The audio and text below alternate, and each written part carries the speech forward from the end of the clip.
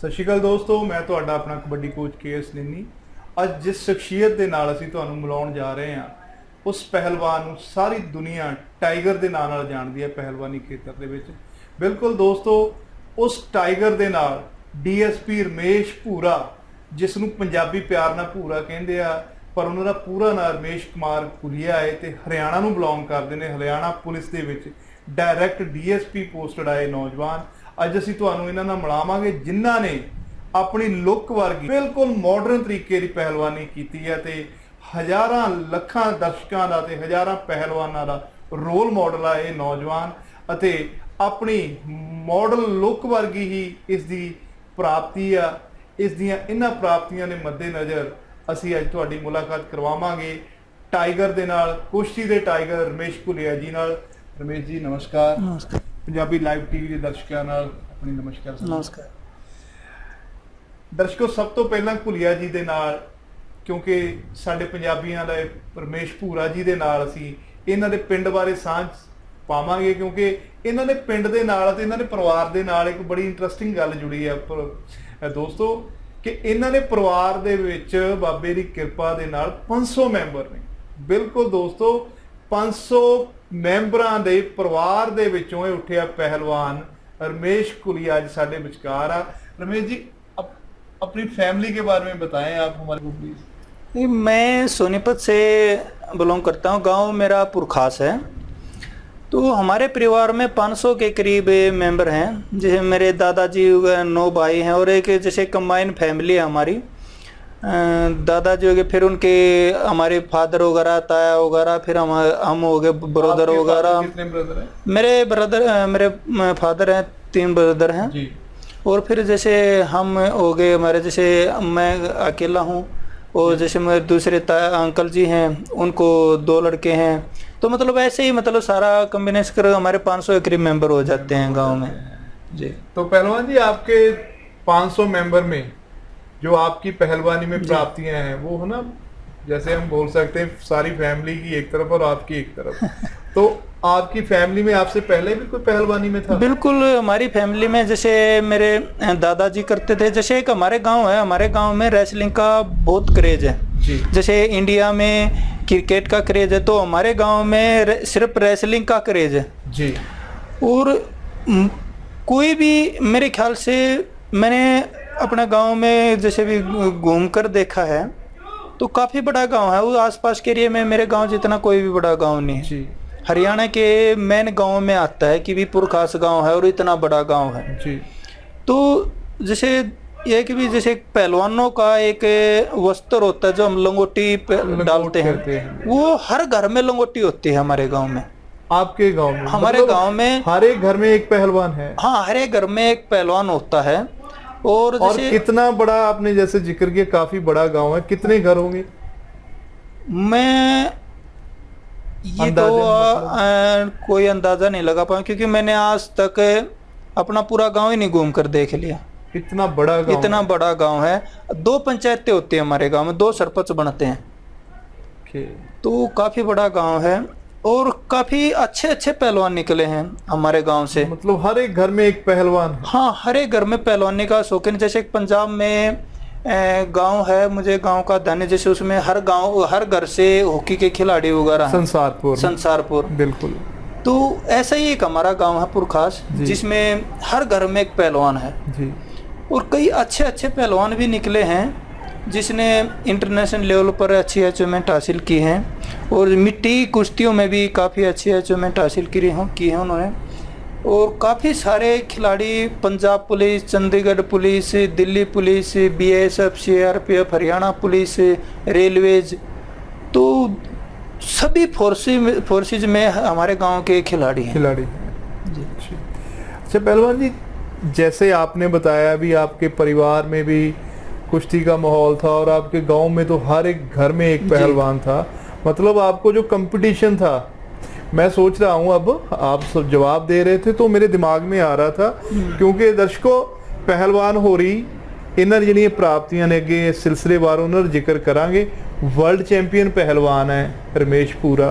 Olympian ਹੈ ਰਮੇਸ਼ ਭੂਰਾ, ਤੇ ਸਭ ਤੋਂ ਛੋਟੀ ਉਮਰ ਦੇ ਵਿੱਚ 17 ਸਾਲ ਦੇ ਵਿੱਚ ਅਰਜਨ ਅਵਾਰਡ ਹਾਸਲ ਕਰਨ ਦਾ ਮਾਣ ਹੈ ਇਸ ਪਹਿਲਵਾਨ ਦੇ ਹਿੱਸੇ ਜਾਂਦਾ, ਜੋ ਕਿ ਕਿਸੇ ਵੀ ਹੋਰ ਗੇਮ ਦੇ ਹਿੱਸੇ ਨਹੀਂ ਆਉਂਦਾ। ਉਹ ਸਿਰਫ ਤੇ ਸਿਰਫ ਪਹਿਲਵਾਨੀ ਅਤੇ ਪਹਿਲਵਾਨੀ ਦੇ ਵਿੱਚ ਰਮੇਸ਼ ਭੂਰੇ ਹੋਰਾਂ ਦੇ ਹਿੱਸੇ ਆਉਂਦਾ 17 ਸਾਲ ਦੀ ਉਮਰ ਦੇ ਵਿੱਚ ਅਰਜਨਾ ਅਵਾਰਡ ਹਾਸਲ ਕਰਨਾ। ਜਿਹੜੇ ਖੇਡ ਜਗਤ ਨਾਲ ਜੁੜੇ ਹੋਏ ਸਾਡੇ ਵੀਰ ਨੇ ਉਹਨਾਂ ਨੂੰ ਪਤਾ ਵੀ ਅਰਜਨਾ ਅਵਾਰਡ ਆ ਜਿਹੜਾ ਭਾਰਤ ਦਾ ਸਰਮੋਰ ਅਵਾਰਡ ਮੰਨਿਆ ਜਾਂਦਾ ਖੇਡਾਂ ਦੇ ਵਿੱਚ, ਤੇ ਸੁਪਨਾ ਹੈ ਤੇ ਕਈ ਖਿਡਾਰੀ ਤਾਂ ਬਦਕਿਸਮਤੀ ਨਾਲ ਬਹੁਤ ਵੱਡੀਆਂ ਪ੍ਰਾਪਤੀਆਂ ਹਾਸਲ ਕਰਨ ਦੇ ਬਾਵਜੂਦ ਵੀ उस अवार्ड तो वांझे रह जाते हैं। तो पहलवान जी आपसे बात चल रही थी, मतलब अर्जना अवार्ड जीतना, ओलंपिक में जाना, वर्ल्ड चैंपियनशिप जीतना, मेरे हिसाब से आपको अपने गांव में इतना कंपटीशन मिल गया होगा, एक्सपीरियंस मिल गया होगा भी, वो आगे जाके आपके काम आया। देखिए गांव में रहकर मैंने कुछ टाइम तक गेम किया जी, जैसे बच्चे होते हैं, मतलब उस टाइम में बच्चा ही था जी, तो घर के बिल्कुल नज़दीक में ही अखाड़ा था हमारा, तो मोस्टली सभी जाते थे, तो उनके बच्चों के साथ में चले जाते थे। मेरे अंकल जी थे वो भी जाते थे, और जो मेरे बड़े भाई वगैरह वो भी जाते थे, तो उनके साथ में, तो मैं थोड़ा शरारती टाइप का था, लड़ाई झगड़ा वगैरह करने बच्चों के साथ, मतलब डेली मेरा किसी न किसी साथ में लड़ाई झगड़ा होता था। एक थोड़ा ये था कि भी हाँ ब्रदर वगैरह काफी सारे जा रहे हैं, तो थोड़ा आकड़ रहती थी कि भी नहीं तुझे कोई कुछ नहीं कह सकता 500 फैमिली मेंबर जो है, हाँ, तो डेली लड़ाई होती थी। अच्छा। तो फैमिली वाले भी परेशान हो गए, तो उन्होंने फिर जैसे मेरे अंकल जी हैं वो रेलवे में स्पोर्ट्स ऑफिसर हैं, रोहतास सिंह दैया हैं जी, तो वो भी इंटरनेशनल अर्जुन अवार्डी खिलाड़ी हैं वो भी। अच्छा जी, हाँ, तो रेसलिंग में ही हैं जी। वो मेरे जैसे घर पर आना जाना और काफ़ी होता है, तो मुझे वो ले अपने साथ में वहाँ पर दिल्ली में लेकर चले गए। तो वहाँ पर जैसे गुरुजी थे, कितनी एज थी आपकी और कौन सी क्लास थी? उस टाइम मैं 5th में था। 5th में? हाँ, और 5th तक कि आप इतने मतलब शरारती थे? 4th 5th के आसपास ही था। मतलब जैसे बच्चे होते हैं ना, जी। किसी को भी मतलब चलते चलते पैर, वो रेसलिंग वाली एक्टिविटी थी, हरकत थी, वो चल आगे चले हुए तो उनको पीछे से पैर अड़ा दिया, या भी अपना वैसे भी जैसे लड़ाई वगैरह कर दी, थप्पड़ मारा, ये सारे ये काम वगैरह होते थे जी। तो 94 में मैं वहाँ पर गया था गुरुजी के अखाड़े में। गुरुजी कैप्टन चांदरूप जी थे, वो आर्मी से कैप्टन रिटायर्ड। तो वहाँ पर नरेश दैया जी थे हमारे, काफ़ी अखाड़े में जिस टाइम मैं वहाँ पर 94 में पहुंचा था 300 के करीब हमारे अखाड़े में पहलवान होते थे, और अच्छे स्टार पहलवान जी। जैसे अर्जुन अवार्डी थे 5-6, तो धर्मवीर सिंह थे, अशोक कुमार थे, रोहतास दैया थे, ओमवीर सिंह थे, हाँ, तो काफी अच्छी पोस्ट पर हैं सारे। बिल्कुल। और भी जैसे कई और पहलवान थे, जैसे बलराज सिंह थे, भारत केसरी पहलवान भी कई रहे, अशोक था, बलराज सिंह थे, सोनू पहलवान अभी आपके पंजाब में ही कुश्ती वगैरह भी करते हैं, वो सोनू दिल्ली, हाँ, सोनू दिल्ली के नाम से जो है, वो हमारे अखाड़े से ही हैं, गुरुजी के पास से ही। तो वहाँ पर मैंने अपनी रेसलिंग स्टार्ट करी जी, गुरुजी के पास में। गुरुजी बहुत प्यार करते थे, और हम मतलब इतने 5वीं कक्षा में ही वहाँ चल गए थे? बिल्कुल जी, 5वीं कक्षा में वहाँ पर पहुँच गए थे। तो हमारे जैसे मेरी एज के वहाँ पर 20-25 के करीब लड़के थे जी। तो गुरुजी ने मतलब इतने वो नहीं ज़्यादा, जैसे पहलवानों वाली लोगों की सोच है कि भी दंड बैठक लगाई पहलवान ने, गुरुजी ने कभी भी हमसे वो नहीं करवाया। हमें जैसे मैच वगैरह, जो कोचेज वगैरह थे, नाइस क्वालिफाई कोच थे, हमें मैच वगैरह खिलाते, और जो एक बेस होता है, स्टार्टिंग होती है, हमारे कोचेज, हाँ, बिल्कुल, हमारे कोचेज ने हमें उस तरीके से, उस टाइम अखाड़े में मैट नहीं होता था, मिट्टी पर ही रहकर हमें मैट पर खेलने के लायक बनाया। मतलब ऐसी टेक्निक दी मिट्टी पर ही, बिल्कुल जी। और हम जितने भी वहाँ पर जो हमारा ग्रुप था, और सभी के सभी सक्सेस, सभी जॉब करते हैं। मतलब सभी ने मतलब हाँ, फील्ड में है, बिल्कुल जी। और काफी अच्छे अखाड़े से काफी अच्छे पहलवान ने निकले हैं हमारे उससे। अब ये अखाड़ा है, अभी जैसे जोगिंदर है, बिल्कुल, वो भी हमारे अखाड़े से। जोगिंदर पहलवान जी, जो कि इस ਵੇਲੇ रुस्तम माला, ਜਿਹਨੂੰ ਪੰਜਾਬ ਦੇ ਵਿੱਚ ਬਹੁਤ ਲੋਕ ਪਿਆਰ ਦਿੰਦੇ ਨੇ, ਉਹ ਵੀ ਪਹਿਲਵਾਨ ਜੀ ਹੋਰਾਂ ਨੇ ਗੁਰਭਾਈ ਨੇ ਇਹਨਾਂ ਦੇ ਖਾੜੇ ਦੇ ਵਿੱਚ ਹੀ ਇਸ ਵੇਲੇ ਜੋਤ कर रहे हैं। आपने जैसे बताया भी आप 5वीं के लगभग आप वहां चल गए थे खाड़े में, तो जो एक मतलब हमारे कैटेगरीज होते हैं सब जूनियर, जूनियर, सीनियर, जी। तो आपने सब जूनियर लेवल पे या किसी भी एज ग्रुप में कौन सी कक्षा में, मतलब कौन से ईयर में मैंने 96 में सब जूनियर नेशनल खेला था। और आपकी उम्र उसमें कितनी थी? उसमें उम्र थी मेरी 16 साल के, वो 15 और 16 साल की एज में होता था वो था। तो गुजरात में गांधीनगर में मैंने खेला था, वहाँ पर फर्स्ट सब जूनियर कंपटीशन हरियाणा की तरफ से गए थे उस टाइम हम। ओके। तो उसमें मेरी 4th पोजीशन थी, लेकिन हमारी जो फेडरेशन के जो मेंबर थे जी, उन्होंने मुझे उस टाइम में कैंप में, उस टाइम ब्रॉन्ज जो मेडल आते थे उस टाइम कैंप में उनका एडमिशन होता था जी, कैंप पर बुला, लेकिन उन्होंने मेरी एंट्री 4th पोजीशन होने के बावजूद मेरी कैंप में एंट्री करवा दी, स्किल और टैलेंट देखने के बाद जी। तो वहां पर हमारे जैसे वो कैंप लगा था हमारा दिल्ली में, वर्ल्ड चैंपियनशिप होने थी जी, उसके लिए वो कैंप था जी। तो वहां पर मैंने जो हमारे साथी खिलाड़ी वगैरह थे, मेरी वेट उस टाइम मेरा वेट था 60 के आसपास जी, लेकिन मैं 63 में खेला था वहां पर, क्योंकि गुरुजी ने और कोचेज ने मना किया था कि भी वेट 100 ग्राम भी कम नहीं करना, जितना है उतनी में ही खेलना है, क्योंकि उस टाइम स्टार्टिंग ही थी गेम की और किसी को भी ये नहीं था कि भी मैं वर्ल्ड चैंपियनशिप के लिए पार्टिसिपेट कर सकता हूँ और वहाँ पर जो सिलेक्शन ट्रायल होगी उसमें जीत सकता हूँ। तो वहाँ पर सिलेक्शन ट्रायल हुई, 63 में खेला मैं, तो वहाँ पर सिलेक्शन ट्रायल में मैंने जीत हासिल की। सभी जो मेरे साथ के खिलाड़ी वगैरह थे उनको सबको हरा कर मैं वर्ल्ड चैंपियनशिप के लिए सिलेक्ट हुआ। तो दिल्ली में वर्ल्ड चैंपियनशिप हुई थी, उस टाइम मैंने वर्ल्ड चैंपियनशिप में गोल्ड हासिल किया था, वो महिंद्रा ट्रैक्टर वालों ने करवाई थी, स्पॉन्सर करवाई जी। तो उस टाइम मैंने वहां पर गोल्ड मेडल हासिल किया था और वो मेरी फर्स्ट और लास्ट वही थी। मैं उसके बाद में सब जूनियर कभी नहीं खेला। ओके। हाँ, क्योंकि 96 में ही मैंने सीनियर नेशनल भी खेल चुका था मैं, और 97 में वो वर्ल्ड चैंपियनशिप हुई थी और 97 में ही सीनियर नेशनल खेला था। वो इसके चैंपियनशिप के बाद या पहले? नहीं, बाद में। ओके। हाँ, क्योंकि मैं जो खेलने के बाद में 1-2 महीने के बाद में ही हमारे अखाड़े के वो बीएसएफ में, जैसे बीएसएफ का एकेडमी है जी, वहाँ पर सिलेक्शन ट्रायल होनी थी सीनियर नेशनल के लिए। ओके।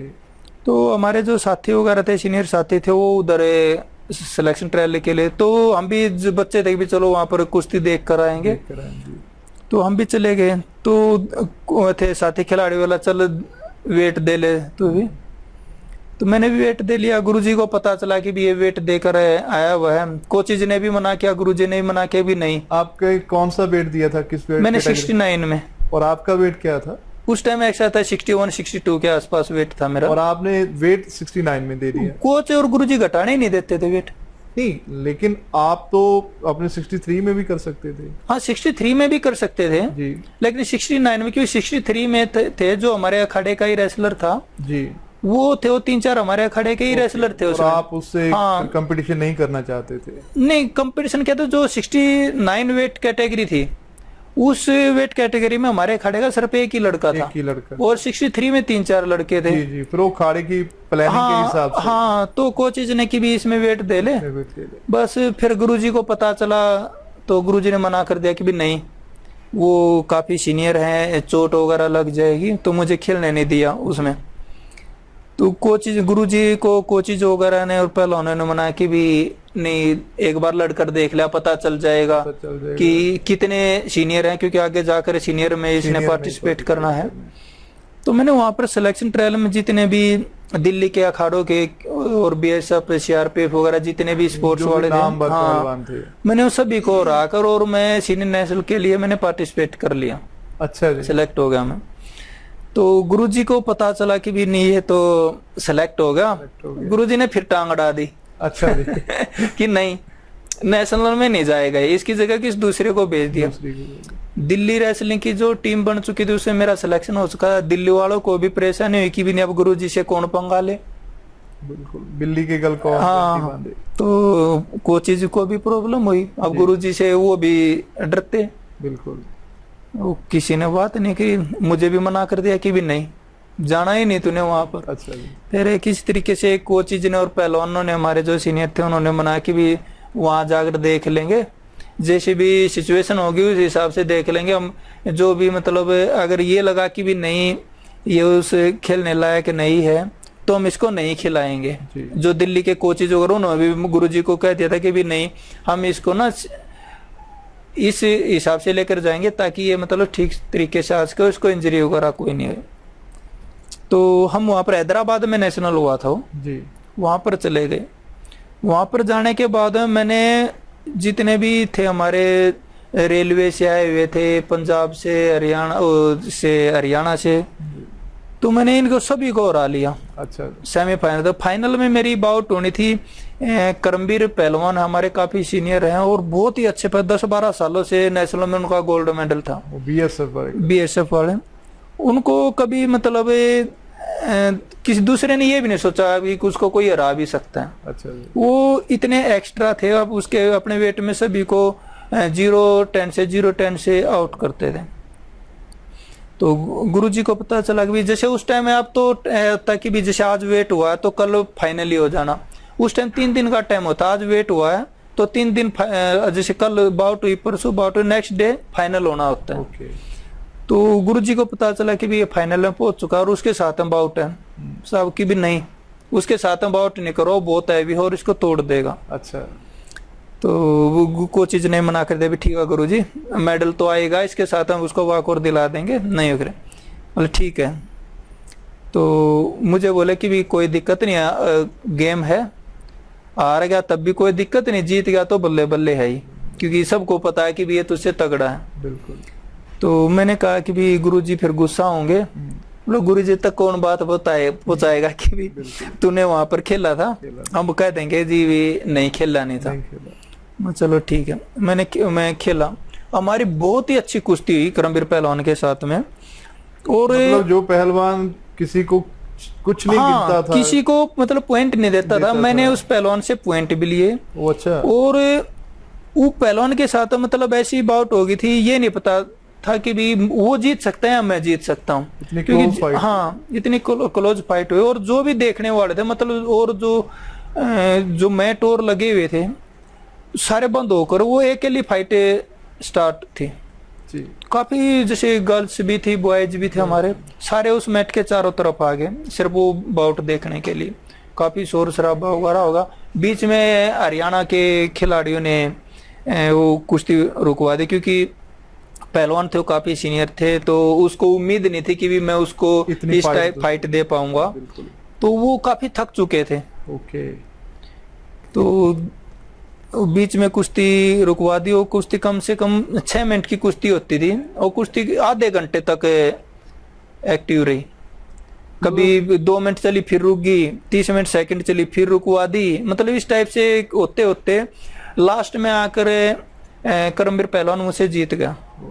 लेकिन मुझे उस चीज की और मेरे गुरुजी को भी, खिलाड़ियों को भी इस चीज की खुशी हुई कि भी मैं हार बेशक गया, लेकिन वो मेरी हार नहीं थी, वो जीत ही थी एक किस्म से। आहर थी कुश्ती जगत में भी, कोई आ रहा है। बिल्कुल। और करमबीर पहलवान ने भी, वो मुझसे जीत गए, लेकिन करमबीर पहलवान भी बाद में आकर मुझसे ये कहते हैं कि बहुत अच्छा खेला है और मेहनत कर, तुझे आगे जाकर कामयाबी मिलेगी। तो मुझे बहुत अच्छा लगा कि भी जिसके साथ मैंने, उम्र उस समय क्या थी? उस टाइम मेरी उम्र होगी कोई इसकी 16 के आस 16 साढ़े 16 के आस। करमबीर की ज्यादा थी मेरे ख्याल से 30 के आसपास। 30 के आसपास, और से लगभग दोगुनी थी आपकी। हाँ दुगनी तो, हाँ मतलब इतनी होगी, उसकी 30 के आसपास थी। लेकिन वो बाउट होने के बावजूद भी मतलब हमारी जैसे कैंप वगैरह में सिलेक्शन हुए, करमबीर पहलवान थे, मुकेश पहलवान थे, और भी जो काफी सीनियर हमारे पहलवान थे, एक सुजीत मान पहलवान थे, सुजीत मान पहलवान, हाँ, और भी थे, राजीव तोमर थे, अनु चौधरी वगैरह थे। एक मेरे गांव से ही थे शमशेर सिंह, सरोवर सिंह वगैरह। सरोवर सिंह अपने यहाँ पंजाब पुलिस में ही हैं। सरवर बिल्कुल यही मोहाली में जी ही हाँ, है। बहुत अच्छे पहलवान हैं, मेरे गांव से ही हैं, जी। भारत केसरी पर। उन्होंने मुझे इतनी प्रैक्टिस करवाई, और मेरे वेट कैटेगरी में दोनों, मैं कभी 63 में खेल लेता था, कभी 69 में। 63 में मुकेश पहलवान खेलते थे, 69 में करमवीर पहलवान खेलते थे। तो दोनों ही मुझे जब भी मौका मिलता था मैं उनके पास में चला जाता, और मुझे बिल्कुल अपने छोटे भाई की तरीके से वो मुझे एक्टिविटी बताते और ये समझाते कि भी इस तरीके से ये टेक्निक लगनी है।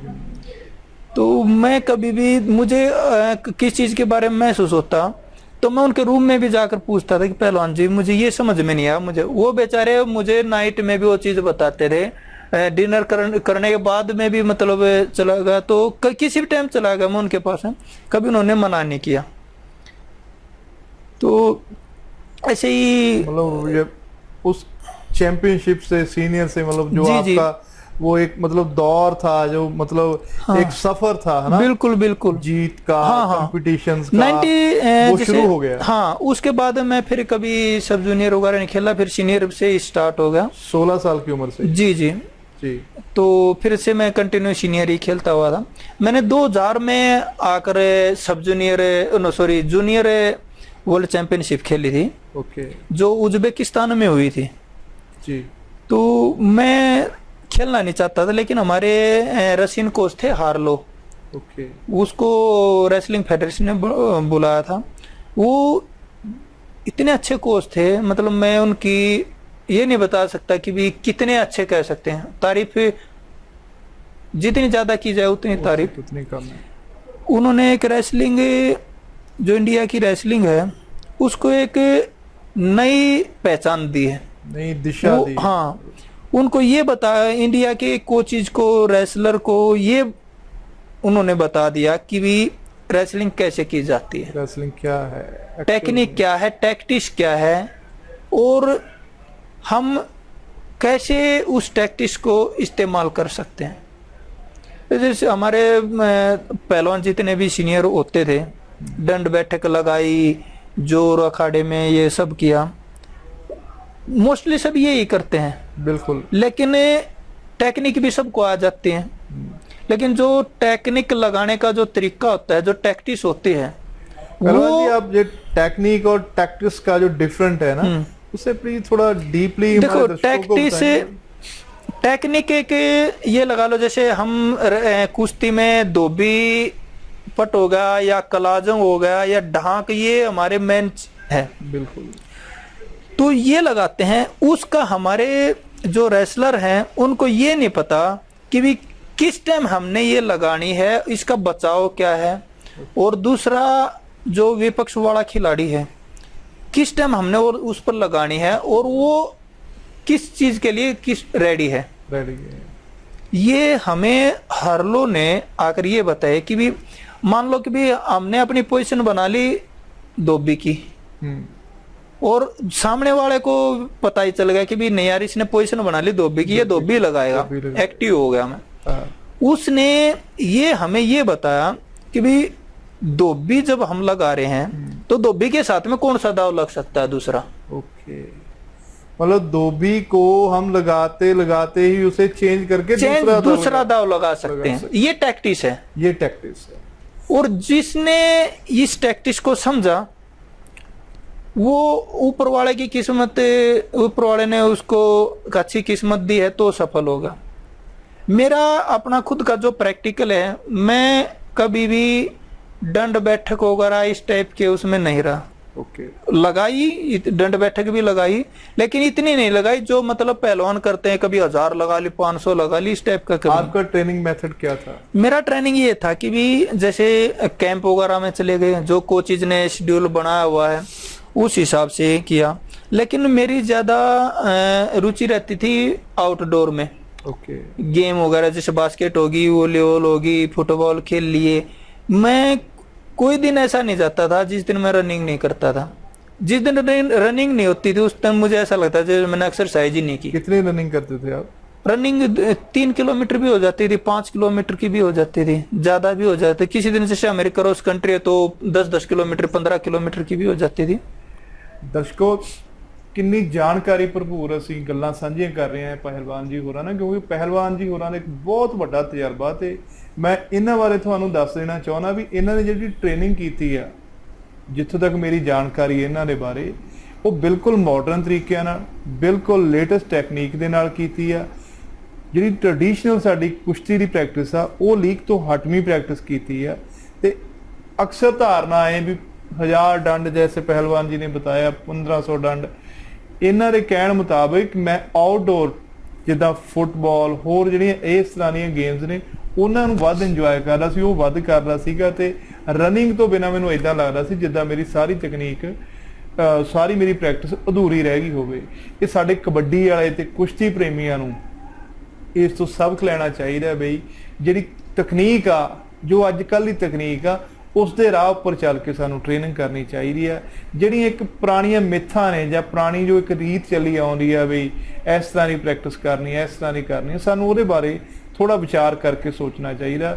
ਤੇ ਪਹਿਲਵਾਨ ਜੀ ਬਾਰੇ ਮੈਂ ਇੱਕ ਹੋਰ ਗੱਲ ਦੱਸ ਦੇਣਾ ਚਾਹੁੰਦਾ, ਜਿੱਦਾਂ ਭਲਵਾਨੀ ਦੇ ਵਿੱਚ ਬਹੁਤ ਜ਼ਿਆਦਾ ਇਹ ਇੱਕ ਹਾਰਡ ਐਂਡ ਫਾਸਟ ਰੂਲ ਆ ਬਈ, ਸਵੇਰੇ 4 ਵਜੇ ਤੁਸੀਂ 3 ਵਜੇ ਉੱਠ ਕੇ 4 ਵਜੇ ਨੇ ਤੁਸੀਂ ਅਖਾੜੇ ਵਿੱਚ ਚਾਹੀਦੇ ਆ, ਤੇ ਸ਼ਾਮ ਨੂੰ ਫਿਰ 4 ਵਜੇ ਤੁਸੀਂ ਅਖਾੜੇ ਵਿੱਚ ਚਾਹੀਦੇ ਆ। ਇਹ ਬਹੁਤ ਹਾਰਡ ਐਂਡ ਫਾਸਟ ਰੂਲ ਆ, ਸਦੀਆਂ ਤੋਂ ਚੱਲਿਆ ਆਇਆ, ਕੋਈ ਅੱਜ ਨਹੀਂ ਬਣਿਆ। ਪਰ ਪਹਿਲਵਾਨ ਜੀ ਬਾਰੇ ਮੈਂ ਤੁਹਾਨੂੰ ਦੱਸਣਾ ਚਾਹੁੰਦਾ, ਪਹਿਲਵਾਨ ਜੀ ਨੇ ਜਿੰਨੀ ਦੇਰ ਕੁਸ਼ਤੀ ਕੀਤੀ ਆ, 8 ਵਜੇ ਤੋਂ ਪਹਿਲਾਂ ਕਦੇ ਸੁੱਤੇ ਨਹੀਂ ਉੱਠੇ। बिल्कुल सामने बैठे ने, इन्होंने नाल गल शेयर करांगे। अच्छा पहलवान जी, जैसे मैंने अब बात शेयर की है इनसे, आपके बारे में पूरी दुनिया जानती है कुश्ती की, भी आप 8 बजे से पहले नहीं थे उठते, और जो हमारी पहलवानी है ना, इसे तो ऐसे पहलवान को के बारे में तो आपको पता ही है कैसी कैसी बातें होती है, भी ये तो यार 8 बजे तो उठता है, क्या पहलवानी करेगा, ये क्या करेगा। देखिए ये सच है भी आप 8 बजे उठते थे? बिल्कुल ये सच है कि भी मैं 8 बजे उठता था। लेकिन जो पहले का जो सिस्टम था, उस टाइम में हमारे जो सीनियर खिलाड़ी होते थे वो सुबह 4 बजे उठकर दंड बैठक लाना, क्योंकि वो उस टाइम की पहलवानी थी जी। उस टाइम में कभी मतलब इतनी फास्ट रेसलिंग नहीं आई थी। बिल्कुल। वो उस टाइम में 1-1 घंटा तक कुश्ती होती थी, सिर कर सिर लगाए हुए पहलवान खड़े हैं, लोगों को उसमें कभी कुश्ती में मजा आ गया, कभी नहीं आया।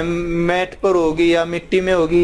आपने मैट पर भी जैसे पहले के 10 साल 15-20 साल पहले की जो कुश्ती देखी हैं, उसमें आपको बहुत कम ऐसी टेक्निक मिलेंगी जो मतलब पहलवान पैरों में लगा हुआ है, या मतलब उसकी फास्ट कुश्ती है। वो बिल्कुल स्लो मतलब जो मेरी अपनी सोच ये है कि भी उस टाइम की जो कुश्ती थी, मुझे नहीं पता कि भी उस टाइम उनका क्या माहौल था, क्या ट्रेनिंग मेथड हाँ था, क्या था सिस्टम। लेकिन जो मैं अपने उसमें सोचता हूँ, मुझे नींद आनी स्टार्ट हो जाती। रेसलिंग ड्यूरिंग बाउट नहीं, जो उस टाइम की रेसलिंग है, जो करते थे उसको देखकर मैं बिल्कुल उस टाइम की, हो सकता है उस टाइम की जो रेसलिंग है वो बेस्ट हो, और थी भी उस टाइम की वो बेस्ट। बिल्कुल। लेकिन अब टाइम काफी चेंज हो चुका है जी। उस रेसलिंग को अब हम लेकर आएंगे, न तो हम परफॉर्मेंस दे सकते, बिल्कुल, न हम अपना कोई भी जैसे हम एक्टिविटी करते हैं, उस टाइम की एक्टिविटी करेंगे तो A to Z मतलब ये लगा लो कि हमें इतना बड़ा गोल अंडा मिलेगा। जैसा टाइम आता है हम उससे एक्स्ट्रा नहीं करेंगे तो हमें अंडे के सिवा कुछ नहीं मिलेगा। एक्स्ट्रा करेंगे तो हमें सब कुछ हासिल होगा। तो आज का जो टाइम है, आज का टाइम ये है कि भी कुश्ती इतनी फास्ट हो चुकी है, बिल्कुल, तो हमें वो जो टाइम था उस टाइम को चेंज करना पड़ेगा। पहले 4 बजे उठे, 4-4 घंटे तक दंड बैठक लगाते, कोई 5000 लगा रहा है, कोई 2000 लगा रहा है, कोई कुछ कर रहा है। उस टाइम में इतनी सुविधा भी नहीं होती थी। आज के दिन सुविधा भी होगी, जिम भी हो गए और स्टेडियम वगैरह बन चुके हैं, मैट वगैरह हैं। मैट पर ही हमने अगर जो मान लो हमारा पार्टनर नहीं है अकेले भी मन कर जाता है प्रैक्टिस करने का। मैं कई बार जैसे नहीं संडे वाला दिन है तो कई बार मन कर जाता है भी चलो यार मैट पर चल पड़ते हैं। तो वहाँ पर हमारी जो रेसलिंग फेडरेशन है उसने हमें सुविधा दी हुई है कि भी जो रेसलिंग मैट पर ही ना बिल्कुल विपक्ष में हमारा जो स्पोर्ट्स पहलवान खड़ा होता है उसके टाइप से डम्मी बनवाई हुई डम्मीज है बिल्कुल। तो डम्मी के साथ में भी हमें बिल्कुल इतनी एक्सरसाइज कर सकते हैं, बिल्कुल इतने थक जाते हैं जितने हमें के खिलाड़ी के साथ में थक जाते हैं। बिल्कुल टेक्निक वर्क हो जाता है और उसको हमें किसी भी एंगल से उठाकर गिरा सकते हैं, कोई इंजरी नहीं आती, कोई उस टाइम में ये सुविधा नहीं होती थी बिल्कुल। हाँ तो और अब तो जैसे सप्लीमेंट्स भी इतने अच्छे आए हुए हैं जो हमारी बॉडी की रिकवरी का, क्योंकि खान पान पहले के टाइम में अच्छा होता था, अब वो खान पान ऐसा है कि भी हमें खाते हैं लेकिन उसका बेनिफिट जब तक हम सप्लीमेंट नहीं लेंगे उसका बेनिफिट हम परफॉर्मेंस दे ही नहीं सकते बिल्कुल। लेकिन जो स्टेरॉइड वगैरह हैं, अभी जैसे पीछे नर्सिंग का मुद्दा उठा था कि इसने स्टेरॉइड वगैरह लिया हुआ है, इन चीजों से बचना चाहिए क्योंकि एक बार लेकर ये पीक पर पहुंचा देंगे लेकिन उसका नुकसान इतना ज्यादा है वो हम कल्पना भी नहीं कर सकते।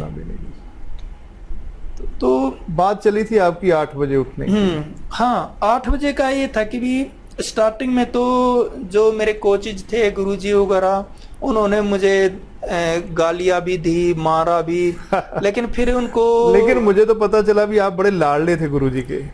लाडला तो था लेकिन वो गेम के कारण ही लाडला था ना। अब गेम नहीं करूंगा तो फिर कहां से लाडला बनूंगा।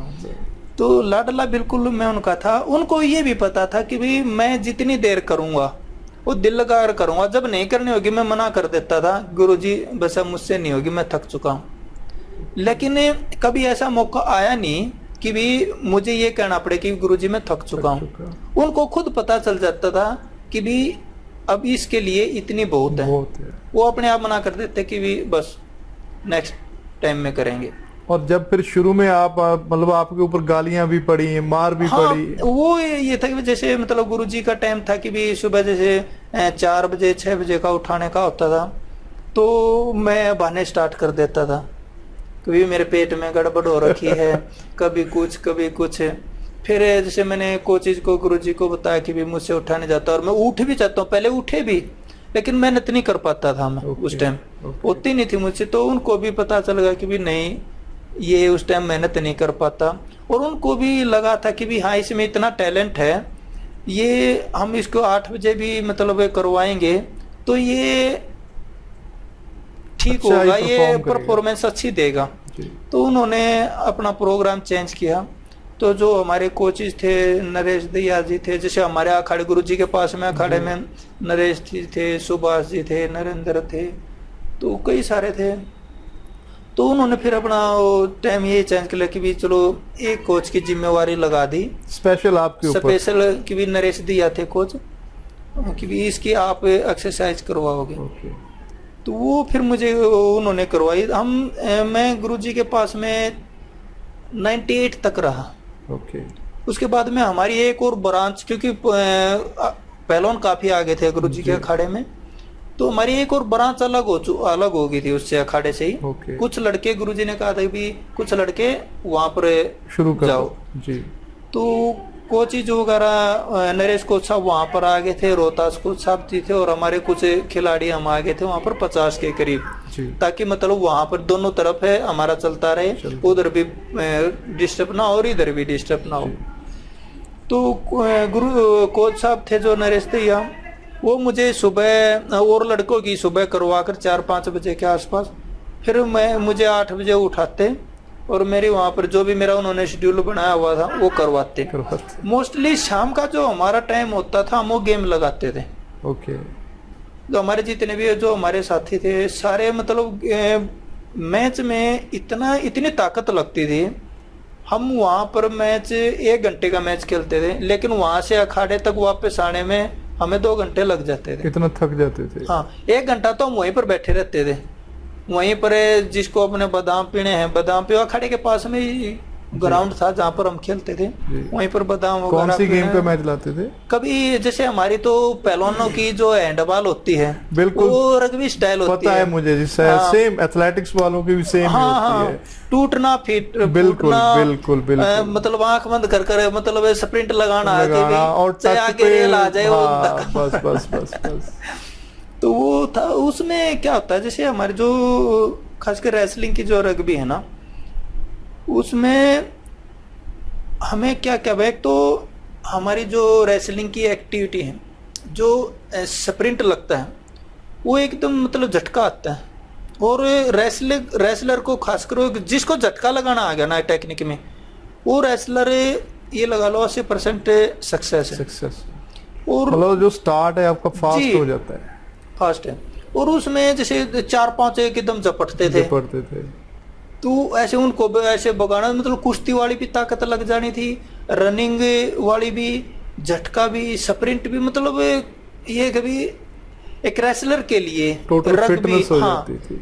सारी A to Z जो फिटनेस होती है, मैं तो ये कहता हूँ जितने भी रेसलर हैं उनको रग्बी, जो हमारी इंडियन रेसलर वाली जो रग्बी हैंडबॉल, वो 100% खेलनी चाहिए अगर किसी को पहलवानी करनी है तो। और भी क्या है, जैसे बास्केटबॉल है होगी या भी वॉलीबॉल होगी, ये भी खेलनी चाहिए। लेकिन जो रग्बी है, रग्बी का पहलवानी स्टाइल वाली जो रग्बी, उसका कोई मुकाबला नहीं। मोस्टली हमारे पहलवान जितने भी यही खेलते हैं।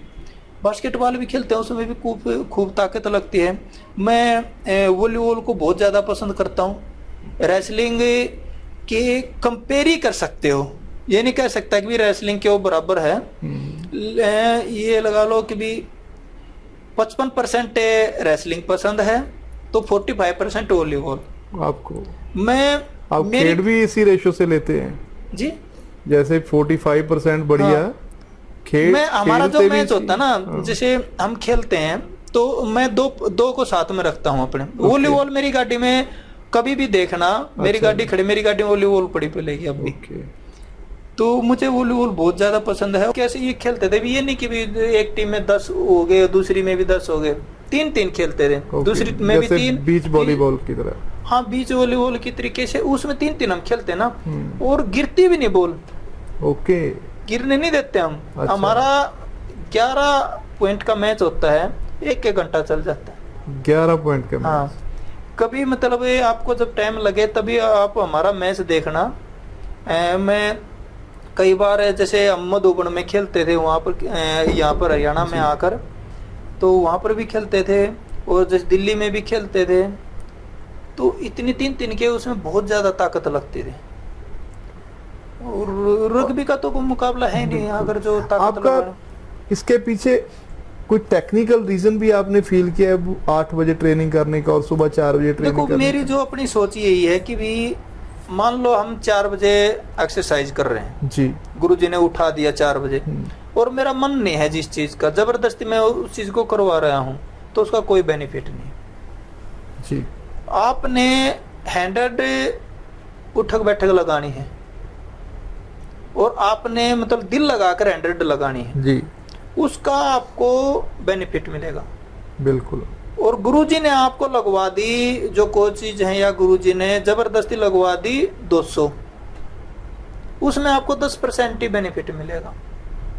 तो मैं तो यही कहता हूँ, जितने भी हमारे स्पोर्ट्स वाले हैं, चाहे किसी भी गेम से हैं, दिल लगाकर जितनी मेहनत हम करेंगे उसी का बेनिफिट मिलेगा। जबरदस्ती कोई भी गेम करें, क्योंकि परफॉर्मेंस खिलाड़ी ने देनी पड़ती है। बिल्कुल। कोचेस तो खड़े रहकर बता सकते हैं कि आपने ये आपका शेड्यूल, आपने ये करना ही है। लेकिन मेरे हिसाब से कोच की जॉब है ना, जो वो एक, ये सिर्फ चौकीदार की नहीं है, वो एक जज होना चाहिए। आपको जज कर ले भी ये इसका मैक्सिमम है, बिल्कुल, ये इसका लोअर है, यार ये इसकी जो स्ट्रेंथ है यहाँ पर, वो किस लेवल पे है, आपका स्टेमिना आप किस लेवल पे है, वो उसकी नॉलेज होनी चाहिए। हाँ, कोच को वो आपको देख कर ही जज कर ले भी, बस एनफ। बिल्कुल। देखिए, जो कई पुराने पहलवान थे जी, वो उनको टेक्निक का नहीं पता था। जो मतलब मिट्टी वगैरह में मिट्टी करते वगैरह। रहते थे, तो उनको बेचारा को इतनी टेक्निक का नहीं पता होता था, लेकिन वो बाउट देखकर ये बता देते थे कि भी ये लड़का कितनी देर इसके सामने टिक सकता टिक है। सकता है। और जिस कोचेज को ये जज करना आ गया कि मेरे इस स्टूडेंट में ये कमी है, ये कमी है, और ये इस टेक्निक से इसको बेनिफिट मिलेगा, इस चीज से इसको बेनिफिट मिलेगा, तो वो कोच भी और वो खिलाड़ी भी दोनों सक्सेस है।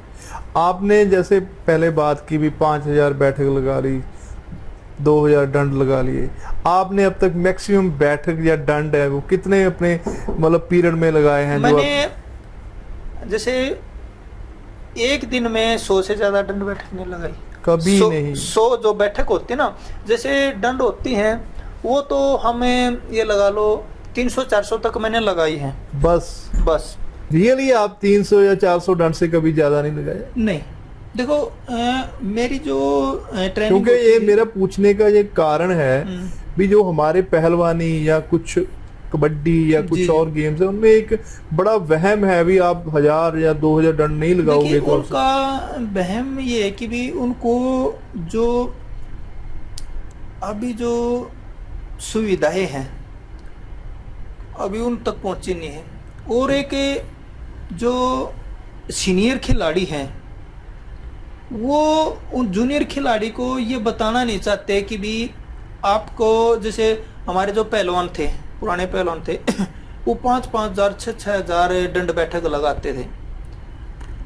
अब उनके दंड बैठक के उसमें हमारे पास में ऑप्शन आ चुके हैं जी, जैसे स्क्वायर वगैरह, हाँ जिम आ गई, या फिर जैसे डम्बल्स वगैरह आ गए, और फट्टा वगैरह खींच लिया, ये कई सारे ना ऑप्शन आ चुके हैं। उसको ना हम जो बैठक लगा रहे हैं या दंड लगा रहे हैं उसको कंबाइन मिक्स कर वो होती वही है चीज, लेकिन उस चीज का हमें बेनिफिट अलग से मिल जाता है।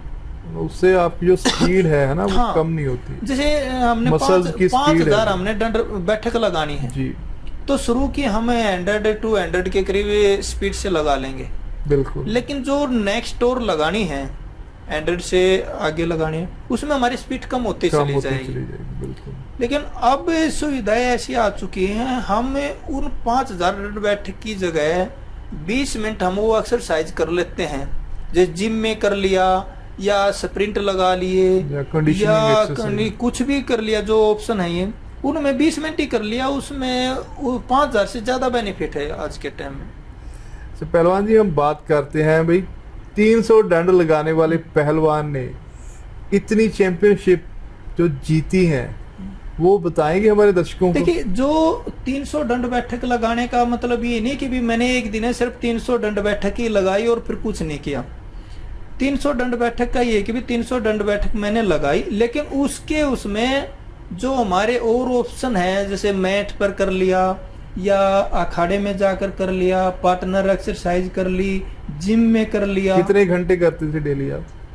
2-2.5 घंटे सुबह हो जाता, 2-2.5 घंटे इतना दिल लगाकर तो आधा घंटा ही बहुत होता है बिल्कुल। और दोस्तों पहलवान जी ਦੇ ਕਹਿਣ ਹੋਰਾ ਮੁਤਾਬਕ ਵੀ ਇਹਦਾ ਮਤਲਬ ਇਹ ਨਹੀਂ ਵੀ 300 ਡੰਡ ਤੋਂ ਬਾਅਦ ਮੇਰਾ ਸ਼ਡਿਊਲ ਆ ਜਾਂ ਮੇਰਾ ਜਿਹੜਾ ਵਰਕਆਊਟ ਉਹ ਖਤਮ ਹੋ ਜਾਂਦਾ ਸੀ। ਇਹਨਾਂ ਦੇ ਕਹਿਣ ਮੁਤਾਬਕ ਵੀ ਮੈਂ ਉਹ ਟ੍ਰੈਡੀਸ਼ਨਲ ਪ੍ਰੈਕਟਿਸ ਦੀ ਗੱਲ ਕਰਦਾ। ਪਹਿਲਵਾਨ ਜੀ ਦੇ ਕਹਿਣ ਦੇ ਮੁਤਾਬਕ ਵੀ 5000 ਡੰਡ ਲਾਉਣ ਦੇ ਨਾਲ ਤੁਸੀਂ ਤਗੜੇ ਨਹੀਂ, ਉਹਦੇ ਬਜਾਏ ਜੇ ਤੁਸੀਂ ਹੋਰ ਲੇਟੈਸਟ ਟੈਕਨੀਕ ਦੀ ਜਿਹੜੀ ਪ੍ਰੈਕਟਿਸ ਆ ਉਹ ਕਰਦੇ ਆ ਉਹ 20 ਮਿੰਟ ਹੀ ਉਹਦੇ ਬਰਾਬਰ ਨੇ। ਤੇ ਪਹਿਲਵਾਨ ਜੀ ਹੋਰੇ ਆਪਣੀ ਦਿਹਾੜੀ ਦੇ ਵਿੱਚ 2.5 ਘੰਟੇ ਸਵੇਰੇ ਤੇ 2.5 ਘੰਟੇ ਸ਼ਾਮ ਨੂੰ 5 ਘੰਟੇ ਦੀ ਮਿਹਨਤ ਕਰਦੇ ਸੀ ਤੇ ਉਸ ਮਿਹਨਤ ਦੇ ਸਦਕਾ ਹੀ ਪਹਿਲਵਾਨ ਜੀ ਹੋਰੀ 올림픽ੀਅਨ ਬਣੇ, ਕਾਮਨਵੈਲਥ ਚੈਂਪੀਅਨ ਬਣੇ, ਵਰਲਡ ਚੈਂਪੀਅਨ ਬਣੇ ਤੇ ਅਰਜੁਨਾ ਅਵਾਰਡੀ ਬਣੇ। ਹੁਣ ਅਸੀਂ ਗੱਲ ਕਰਦੇ ਹਾਂ ਪਹਿਲਵਾਨ ਜੀ ਹੋਰਾਂ ਨਾਲ ਉਸ ਸਫ਼ਰ ਦੀ ਜਿਸ ਦੇ ਕਰਕੇ ਦੁਨੀਆ ਇਕੱਲੇ ਨੈਸ਼ਨਲ ਜਾਂ ਇੰਡੀਆ ਜਾਂ ਹਰਿਆਣੇ ਜਾਂ ਪੰਜਾਬ ਦੇ ਵਿੱਚ ਨਹੀਂ ਦੋਸਤੋ, ਪੂਰੀ ਦੁਨੀਆ ਦੇ ਵਿੱਚ ਇੰਟਰਨੈਸ਼ਨਲ ਲੈਵਲ ਤੇ ਟਾਈਗਰ ਦਾ ਖਿਤਾਬ ਜਿਹੜਾ ਮਿਲਿਆ ਹੈ ਪਹਿਲਵਾਨ ਜੀ ਹੋਰਾਂ ਨੂੰ, ਪੂਰੀ ਦੁਨੀਆ ਦੇ ਪਹਿਲਵਾਨਾਂ ਨੇ, ਕੁਸ਼ਤੀ ਜਗਤ ਨੇ ਦਿੱਤਾ ਹੈ, ਨਾ ਕਿ ਇਕੱਲੇ ਇੰਡੀਆ ਨੇ। ਤੇ ਉਹ ਜਿਹੜਾ ਖਿਤਾਬ ਸੀਗਾ ਉਸ ਦੇ ਬਾਰੇ ਆਪਾਂ ਪਹਿਲਵਾਨ ਜੀ ਹੋਰਾਂ ਨਾਲ ਗੱਲ ਸਾਂਝੀ ਕਰ ਰਹੇ ਹਾਂ ਵੀ ਉਹ ਕਦੋਂ ਮਿਲਿਆ ਸੀਗਾ। पहलवान जी आपको टाइगर का खिताब जहां तक मुझे पता है अभी कॉमनवेल्थ चैंपियन जो मैनचेस्टर इंग्लैंड में हुई थी उसमें है ना मिला था। उसमें वो क्या हुआ था कि भी जैसे मेरी फाइनल बाउट थी, नाइजीरिया का लड़का था जी, बहुत ही अच्छा लड़का था। उससे पहले भी कॉमनवेल्थ चैंपियनशिप वगैरह में उसके गोल्ड थे लड़के के जी। तो 2 मिनट के करीब हमारी फाइट हो चुकी थी जी। तो दोनों के हमारे सेम पॉइंट थे, 2-2 पॉइंट ही थे। तो उस टाइम मुझे नी इंजरी हो गई थी ड्यूरिंग बाउट। बिल्कुल ड्यूरिंग बाउट के दौरान ही मुझे नी इंजरी हो चुकी थी और मेरे लिगामेंट से खत्म हो चुके थे, बिल्कुल मुझसे खड़ा ही नहीं रहा जाता। मैंने नी कैप डाला हुआ था और नी कैप भी मतलब इसमें इतनी स्वेलिंग आ गई थी जी, तो मेरा बिल्कुल पैर मतलब इतना हैवी हो चुका था, दोनों मिलाकर जैसे थाई हमारी दोनों मिलाकर इस टाइप का इतना हो चुका था, इतनी स्वेलिंग हो चुकी थी। हाँ 3 मिनट से ऊपर टाइम था बाउट का जी। तो मेडिकल वगैरह स्प्रे वगैरह किया, कोचेज ने मना कर दिया कि भी नहीं अब और नहीं खेल पाएगा। लेकिन मुझे सिर्फ ये था कि भी मुझे गोल्ड लेना है यहाँ से। और मेरा पहला फर्स्ट कॉमनवेल्थ गेम्स था वो जी। मुझे लगता भी था क्योंकि हमने मेहनत इतनी की हुई थी, कोचेज ने इतनी मेहनत करवाई थी कि भी अगर जो मैं वहाँ गोल्ड नहीं जीतता तो मुझे दुख होता है इस बात का कि भी वो मेहनत जो हमने गोल्ड के लिए करी थी वो गोल्ड नहीं उसकी जगह सिल हो रहा है। चोट तो एक खिलाड़ी का जो हम ये कहते हैं भी लेडीज अपने जो वो करती है अपना श्रृंगार करती हैं वो खिलाड़ी का हाँ वो चोट तो खिलाड़ी का श्रृंगार है। बिल्कुल बिल्कुल। और वो खिलाड़ी ही नहीं जिसको चोट ही नहीं लगी, सबको लगती है चोट, चाहे उसको थोड़ी लग जाए किसी को ज्यादा लग जाती है वो उसका दुर्भाग्य है, नहीं तो जिस खिलाड़ी को थोड़ी बहुत तो चोट लगती रहती है। तो मेरा 3 मिनट से कुछ ज्यादा टाइम था तो मैंने कोचेज को कि नहीं मुझे खेलना है और जो होगा देखा जाएगा, इससे ज्यादा तो टूटना नहीं है, जो होना है ये हो जा लिया। तो बार बार मेरे इसी पैर पर अटैक करता रहा। उसने 2 पॉइंट लिए भी, एक टाइम ऐसा था कि भी 4-2 का स्कोर हो चुका था, 2 मेरे थे 4 उसके होते। तो लास्ट 1 मिनट रह चुकी तो फिर मैंने जो मेरी एक मेन टेक्निक होती थी उसमें खिलाड़ी का ये था कि भी कम से कम 3 पॉइंट तो मिलते ही मिलते थे जी। मैं पैर से मतलब जो टेक्निक थी मेरी पैर से उठाकर उसको नीचे गिराता था और उसे बिल्कुल डेंजर हालत में जाता था, उसमें 3 पॉइंट मिलते थे जी। तो मैंने जब लास्ट के कुछ सेकंड ही बची हुई थी, 4-2 का स्कोर था, मैंने उसको नाइजीरिया वाले पहलवान को उठाकर और नीचे गिरा दिया तो उसमें मुझे कोचेज ने 3 पॉइंट दिए तो स्कोर हो गया 5 और 4 का। 20 मिनट्स के आसपास बचा हुआ था, 20 सेकंड। हाँ तो किसी तरीके से वो मतलब अटैक लगाता रहा तो मैंने वो किसी तरीके से बचाव वगैरह किया और कॉमनवेल्थ में गोल्ड हासिल किया उस पोजीशन में। तो हमारे अपने इंडियन भाई वगैरह वहाँ पर रहते थे जो, उन्होंने मुझे नाम दिया कि भी आप तो बिल्कुल इंडियन टाइगर हो और आपने देश के लिए मेडल जीता। तो मुझे भी मीडिया ने भी दिया था, मीडिया ने भी मतलब वहां पर ये नाम दिया कि भी इंडियन टाइगर है, क्योंकि इंजरी के बाद में और मेडल जब आता है तो दुगनी खुशी होती है। बिल्कुल खिलाड़ी को तो होती है लेकिन आउट ऑफ कंट्री जाकर के लोगों को और फिर जो अपने वहां पर मिलते हैं बिल्कुल उनको और भी खुशी होती है। और फिर फैमिली को और अपने जब हम गोल्ड लेने के लिए और जब तिरंगा फहराता तो अलग ही खुशी होती है। उसका सपना हमें इंडिया से लेकर चले थे तो वो मैं किसी भी कीमत पर चाहता नहीं था कि भी वो सपना टूटे। तो भगवान की दया से वो सब गोल्ड मेडल भी हासिल हुआ और 1.5 साल करीब तक मुझे फिर उसकी वजह से मतलब बैठना पड़ा, ट्रीटमेंट वगैरह करवाई, इसकी सर्जरी करवाई जी। तो 1.5 साल करीब तक। उसके बाद फिर मैंने दोबारा ट्रेनिंग स्टार्ट करी। पहलवान जी ये तो टाइगर का जो आपको खिताब मिला है ना उसकी बात, क्योंकि ये खिताब नहीं ये आपकी जो स्पिरिट थी है ना जी, उसकी मतलब वजह से आपको लोगों ने और इंग्लैंड के प्यार था और इंग्लैंड के मीडिया ने, क्योंकि हम जो भी करें लेकिन जो इंग्लिश मीडिया है ना वो बहुत ही अवेयर है, वो हर किसी को ये नाम कोई भी नाम है वैसे ही नहीं देता। और आपकी ये अचीवमेंट थी वो वाकई एक टाइगर वाला काम था, इसकी वजह से जो इंग्लिश मीडिया है उसने आपको ये खिताब से निवाजा। तो पहलवान जी हम बात करते हैं अब उस इंटरनेशनल सफ़र की जी। क्योंकि जब आप कुश्ती करते थे तो आज तो हमारा कुश्ती में पूरा बोलबाला है इंटरनेशनल बिल्कुल, लेवल बिल्कुल, पे, बिल्कुल। जो टॉप 10 कंट्रीज हैं बिल्कुल। हम उनमें आते हाँ, हम हैं। उनमें आ चुके हैं। लेकिन जब आप 97, 8, 2004, 5 तक जी जी जो हमारा कुश्ती में था वो इतना बोलबाला नहीं था, उस इवन टाइम- हम क्वालिफाई नहीं कर पाते थे। बिल्कुल बिल्कुल। देखिए उस टाइम में थोड़ा सिस्टम चेंज था जी हमारा। हम जाते थे, जो हमारे खिलाड़ी थे सबकी तो नहीं कह सकता, लेकिन ज़्यादातर मैंने खुद भी देखा है, उनकी यही सोच रहती थी कि भी हमें इंटरनेशनल लेवल पर जाना है, शॉपिंग कर कर आए और ख़त्म कहानी। जी, मतलब कोई टूर का उनका बस यही था भी टूर लग कि भी जाए। टूर लग जाना है। और मैंने खुद प्रैक्टिकल अपनी आंखों से देखा हुआ। हम कजाकिस्तान में गए हुए थे, सब एशिया चैंपियनशिप हो रखी थी जूनियर वाली। जी तो वहाँ पर जो हमारे जो मेरे सीनियर साथी खिलाड़ी थे, वो ये कह रहे थे कि भी देखते हैं कौन सबसे कम टाइम में बाहर आता है। मतलब ये होड़ थी उनमें, एक मजाक हाँ, था। मजाक था भी कौन सबसे कम टाइम में। उनको उनके दिल में ना ये बैठ चुका था कि भी हम मेडल जीत ही नहीं सकते। ओ, तो वो धीरे धीरे मतलब चेंज होती आई और हमने मेडल जीतने स्टार्ट किए। लोगों की पहले सोच भी यही थी कि भी नहीं, बस इंडिया से बाहर चले गए, घूम फिर कर आ गए।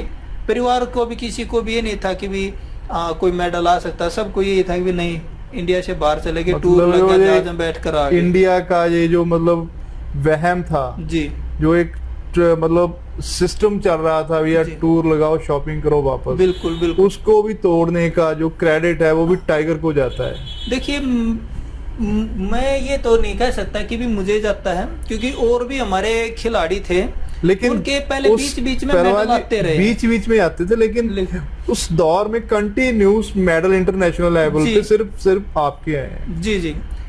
मैं सीनियर एशिया चैंपियनशिप खेला था मंगोलिया में।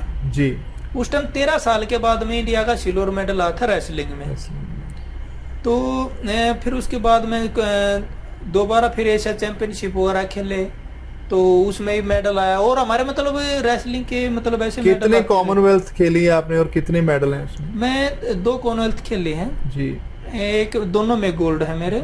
कहाँ कहाँ? वो एक वहाँ खेला था ऑस्ट्रेलिया में जी। और एक इंग्लैंड में। ओके। और गोल्ड कप हुआ था, ऑस्ट्रेलिया गोल्ड कप हुआ था, उसमें भी गोल्ड था। उसमें भी कॉमनवेल्थ में भी बेस्ट रेसलर निकाला था मुझे, और गोल्ड कप में भी बेस्ट रेसलर निकाला था। दोस्तों बेस्ट रेसलर भाव अपने वेट ਦਾ बेस्ट रेसलर नहीं, best wrestler of the tournament. पूरे टूर्नामेंट ਵਿੱਚ ਜਿੰਨੇ ਵੀ ਭਾਰ ਵਰਗ ਦੇ ਕੰਪੀਟੀਸ਼ਨ ਹੁੰਦੇ ਨੇ ਉਹਨਾਂ ਸਭ ਦਾ ਬੈਸਟ ਰੈਸਲਰ ਬਣਨ ਦਾ ਮਾਣ ਹਾਸਲ ਹੈ ਇਸ ਟਾਈਗਰ ਨੂੰ। ਤੇ ਇਹਨਾਂ ਦੀਆਂ ਜਿਹੜੀਆਂ ਪ੍ਰਾਪਤੀਆਂ ਨੇ ਇਹਨਾਂ ਦੇ ਬਾਰੇ ਇਹਨਾਂ ਨਾਲ ਹੋਰ ਜਾਣਕਾਰੀ ਅਸੀਂ ਤੁਹਾਡੇ ਨਾਲ ਸਾਂਝੀ ਕਰਾਂਗੇ ਗੱਲਾਂ ਕਰਕੇ ਇਹਨਾਂ ਦੇ ਨਾਲ। ਤੇ ਹੁਣ ਅਸੀਂ ਗੱਲ ਕਰਦੇ ਹਾਂ पहलवान जी आपके साथ बात करते ओलंपिक्स की जी। जो हर एक प्लेयर का और हर एक परिवार का ड्रीम है ओलंपिक। बिल्कुल एक महाकुंभ कह सकते हैं जी। ओलंपिक को जी एक कुछ मतलब उसकी तुलना ही नहीं कर सकते है ना। बिल्कुल। देखिए ओलंपिक तो उसका जो आपका उस तक का सफर था वो किस ईयर में था और कैसे तक उस तक का सफर जो तय किया आपने वो कैसे किया? देखिए मेरा कोई भी शेड्यूल नहीं था जी। ना मैंने कोई शेड्यूल बनाया। जो कोचेज मेरा सिर्फ शेड्यूल यही था कि भी ट्रेनिंग है, कोच ने प्रोग्राम बना दिया, अपना एक्सरसाइज की। मेरे जैसे अपने स्पोर्ट्समैन कोई भी स्पोर्ट्समैन हो, वो अपना एक फोकस कर देते हैं कि मुझे इस टूर्नामेंट में ये मेडल हासिल करना है, मुझे ये उसके लिए एक्सरसाइज करने हैं। मैंने कभी भी वो सब नहीं किया जी। मैं किसी भी टूर्नामेंट के लिए निर्भर नहीं रहा कि भी मुझे स्पेशली इसी टूर्नामेंट के लिए ये एक्सरसाइज करनी है। ओके। मैं तो सिर्फ एक्सरसाइज करता था। दर्शकों पहलवान जी होरां ने बड़ी कीमती गल दसी है भी कदे एक निशाना लैके मैं प्रैक्टिस नहीं की, मैं सिर्फ ते सिर्फ कुश्ती लड़न दे लिए प्रैक्टिस की है। ਉਹ ਭਾਵੇਂ ਨੈਸ਼ਨਲ ਲੈਵਲ ਦੀ ਹੋਵੇ, ਭਾਵੇਂ ਇੰਟਰਨੈਸ਼ਨਲ ਲੈਵਲ ਦੀ, ਭਾਵੇਂ ਮਿੱਟੀ ਵਾਲੀ ਕੁਸ਼ਤੀ। ਬਿਲਕੁਲ ਦੋਸਤੋ, ਪਹਿਲਵਾਨ ਜੀ ਹੋਰੀ ਮਿੱਟੀ ਵਾਲੀ ਕੁਸ਼ਤੀ ਦੇ ਵਿੱਚ ਵੀ 1 ਨੰਬਰ ਦੀ ਜੋੜ ਦੇ ਪਹਿਲਵਾਨ ਰਹੇ ਨੇ, ਤੇ ਦੁਨੀਆ ਦਾ, ਭਾਰਤ ਦਾ, ਪੰਜਾਬ ਦਾ ਹਰ ਇੱਕ ਮੱਲ ਇਹਨਾਂ ਦੇ ਨਾਲ ਘੁਲ ਚੁੱਕਿਆ, ਤੇ ਹਰ ਇੱਕ ਮੱਲ ਨੂੰ ਉਸ ਵੇਲੇ ਦੇ ਨੂੰ ਇਹ ਆਪਣੀ ਪ੍ਰਤਿਭਾ ਦਾ, ਆਪਣੀ ਤਾਕਤ ਦਾ ਲੋਹਾ ਜਿਹੜਾ ਮਨਵਾ ਚੁੱਕਿਆ ਹੈ ਟਾਈਗਰ। ਤੇ ਹੁਣ ਅਸੀਂ ਗੱਲ ਕਰਦੇ ਹਾਂ 올림픽ਸ ਦੀ, ਜੋ ਕਿ ਹਰ ਇੱਕ ਖਿਡਾਰੀ ਦਾ ਡ੍ਰੀਮ ਆ, ਤੇ ਮੇਰੇ ਵਰਗੇ ਤਾਂ ਦੇਖਣਾ ਹੀ ਉਸ ਨੂੰ ਇੱਕ ਬਹੁਤ ਵੱਡਾ ਡ੍ਰੀਮ ਆ, ਤੇ ਖਿਡਾਰੀ ਦਾ ਖੇਡਣਾ ਤਾਂ ਆਪਾਂ ਅੰਦਾਜ਼ਾ ਲਾ ਸਕਦੇ ਹਾਂ। ਤੇ ਪਹਿਲਵਾਨ ਜੀ ਹੋਰਾਂ ਦੇ ਹਿੱਸੇ ਉਹ 올림픽ਸ ਆਈ ਆ ਜੋ ਦੇਸ਼ 올림픽ਸ ਦਾ ਜਨਮਦਾਤਾ ਮੰਨਿਆ ਜਾਂਦਾ। ਬਿਲਕੁਲ ਦੋਸਤੋ, 1896 ਦੇ ਵਿੱਚ, ਜਿੱਦਾਂ ਆਪਾਂ ਸਾਰੇ ਜਾਣਦੇ ਹਾਂ ਵੀ ਗ੍ਰੀਸ, ਜਿਹਨੂੰ ਆਪਾਂ ਯੂਨਾਨ ਵੀ ਕਹਿ ਦਿੰਦੇ ਹਾਂ, ਉਹਦੀ ਰਾਜਧਾਨੀ ਐਥਨਸ ਦੇ ਵਿੱਚ ਇਹਨਾਂ ਖੇਡਾਂ ਦਾ ਜਿਹੜਾ ਸੀਗਾ ਜਨਮ ਹੋਇਆ ਸੀਗਾ।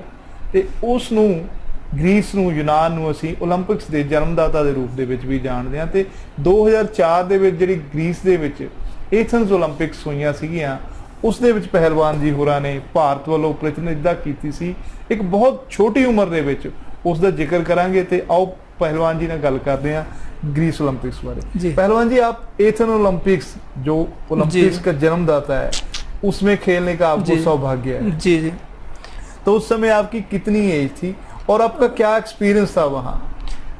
देखिए, एथेंस से ओलंपिक, ये कोई भी ओलंपिक हुआ, एक एक खिलाड़ी का सपना होता है ओलंपिक्स खेलना। और लेकिन जैसे लोग ये मानते हैं कि भी ओलंपिक है, ओलंपिक सबसे टफ होता है, ये मानते हैं लोग। मैं नहीं मानता। मैं वर्ल्ड चैंपियनशिप से ज़्यादा किसी भी टूर्नामेंट को मैं तो नहीं देता। मैं तो का मतलब जो कंपटीशन है वर्ल्ड चैंपियनशिप का, मैं उसको सबसे ज़्यादा टफ मानता हूँ, क्योंकि वर्ल्ड चैंपियनशिप में 72 के करीब कंट्री आती हैं और ओलंपिक्स में आते हैं ओनली 19 या 20। लेकिन वर्ल्ड चैंपियनशिप में भी वही खिलाड़ी आते हैं, ओलंपिक में भी वही खिलाड़ी आते हैं। बिल्कुल। और ओलंपिक का हम इसलिए एक मैन बना चुके हैं कि भी ओलंपिक 4 साल में आते हैं। बिल्कुल। वर्ल्ड चैंपियनशिप वो ईयर में होते हैं, मतलब बहुत बड़ा एक, जैसे हम कोई धार्मिक समागम गेम्स हो गए, जैसे एक महाकुंभ हो गया, वो हो जाता है। लेकिन जिसका भी वर्ल्ड चैंपियनशिप में मेडल एक बार आ गया, वो ओलंपिक में उसका 100% मेडल आया। किसी को इंजरी होगी तो बात दूसरी है, नहीं तो 100% उसका मेडल आया। उसने ओलंपिक चैंपियनों को इनको भी हराया है। तो मेरी अपनी सोच ये है कि भी जो इंटरनेशनल लेवल पर कंपटीशन होते हैं, चाहे वो वर्ल्ड चैंपियनशिप हो या ओलंपिक हो या कोई वो ऐसा टूर्नामेंट हुआ, वो सारे के सारे ही टफ होते हैं। वर्ल्ड चैंपियनशिप को मैं इसलिए टफ मानता हूँ क्योंकि उसमें वो हर साल होती है और उसमें सारे के सारे खिलाड़ी वर्ल्ड चैंपियन की बेल्ट लेने के लिए आते हैं। बिल्कुल ठीक है। तो मेरे ख्याल से वर्ल्ड चैंपियनशिप सबसे टफ है। ओलंपिक को हम ज़्यादा महत्व इसलिए देते हैं कि भी सभी जितने भी खेल हैं सारे इकट्ठे हो जाते हैं, वो महाकुंभ हो जाता है। बिल्कुल बिल्कुल। वो भी टफ है, लेकिन वर्ल्ड सबसे टफ है। तो एथेंस ओलंपिक 2004 में गया था मैं। उस टाइम में हमारी रेसलिंग, हमारे 6 लड़के थे हम, तो सभी की बिल्कुल बहुत ही अच्छी तैयारी थी। और जो मैं 66 वेट कैटेगरी में खेला हुआ था। मेरे वेट में हम एक ग्रुप में 3 लड़के थे। उसमें एक एथेंस का ही था, यूनान का था, और एक लड़का था अर्मानिया के रेसलर भी अच्छे हैं। जी, अर्मानिया के बिल्कुल टॉप क्लास के रेसलर होते हैं अर्मानिया के। तो हमारी आपस में ही तीनों की आपस में बाउट होनी थी जी। फर्स्ट मेरी बाउट हुई एथेंस वाले के साथ में। वो उन्होंने चीटिंग कर मुझे उससे हरवा दिया। मैं उसको उठाकर नीचे गिरा रहा हूँ, तब भी उसी के पॉइंट दे रहे हैं मुझे। उसमें हमारे कोचेज ने एतराज वगैरह भी किया, लेकिन हमारे कोचेज, क्योंकि वो उस देश का खुद का खिलाड़ी था, हमारे कोचेज की उन्होंने किसी ने नहीं चलने दी। तो वो बीच में बातचीत भी, उस समय हम पावर भी छोटी, हाँ हमारी पावर भी छोटी थी। मतलब ये है कि भी उस कुश्ती मुझे हरवा दिया गया। तो उसकी एथेंस वाले की, फिर उसके अरमानिया वाले के साथ में बाउट हुई। अरमानिया वाले ने उसको एथेंस वाले को 0-10 से हरा लिया। 0-10 से, क्योंकि अरमानिया पावरफुल देश है। बिल्कुल बिल्कुल। उसके साथ में वो कर नहीं पाए। बिल्कुल, फिर मेरी और अर्मेनिया वाले की साथ में हुई। मैंने अर्मेनिया वाले को हरा लिया। ओ अच्छा। हाँ, और ये नहीं 1-2 पॉइंट से हराया, 5-6 पॉइंट्स की लीड के साथ में हराया जी।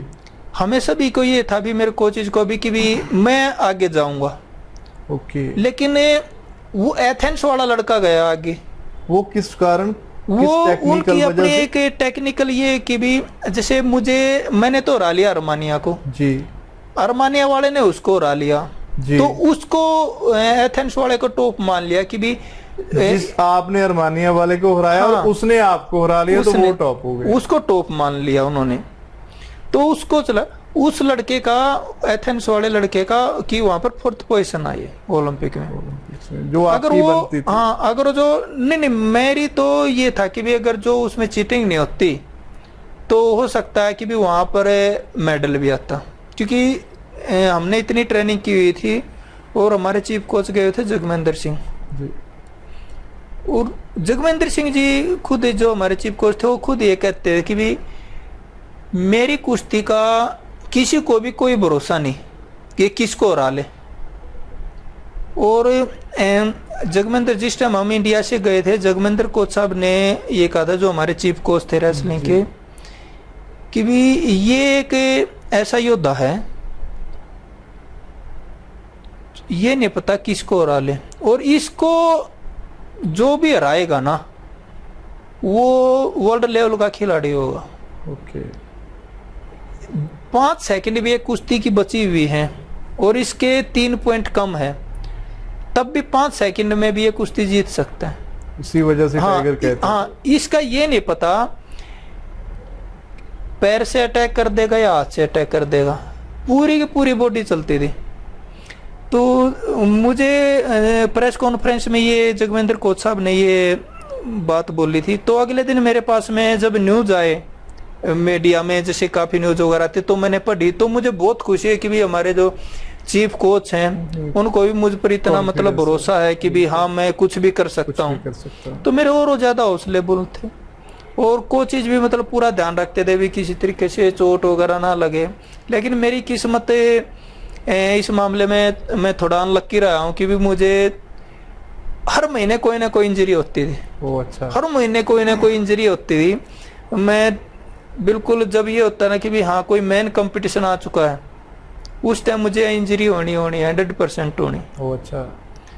तो ओलंपिक को छोड़कर सारे वर्ल्ड, एशिया, कॉमनवेल्थ सारे मेडल हासिल, बस एक कमी रहेगी कि भी मैं ओलंपिक का मेडल नहीं जीत पाया। वो भी आप अनफॉर्चुनेटली है ना। हाँ, बस ये लगा लो कि भी वो एथेंस का था। और आप एबल थे बिल्कुल बिल्कुल उस समय। उसके बाद में फिर मैंने ओलंपिक जो मेडलिस्ट थे उनको वर्ल्ड चैंपियनशिप में हराया है। ओके। तो वर्ल्ड चैंपियनशिप का उसमें यूएस वाले को भी हराया है। और वो एथेंस के बाद हुई थी? एथेंस के बाद में ओके। उनको ओलंपिक मेडलिस्ट को हराया है, सारे के सारे को। तो सब लकी होता हूँ वहां जाकर। तो जिसने मेहनत की हुई होती है और जाकर वहां तो लक चलता है सबका। उस दिन जिस खिलाड़ी का लक है, मेहनत और लक, वो चलता है इंटरनेशनल लेवल पर जाकर। तो पहलवान जी, जैसे आपने बताया और हम सभी फील कर रहे हैं भी, ओलंपिक चैंपियन होना है ना, थोड़ा ना बिल्कुल अलग ही होता है। बिल्कुल। कैसा महसूस होता है कभी कभी इस बारे में सोच के? तो मैं उन चीजों से बिल्कुल बाहर निकल चुका हूँ जी।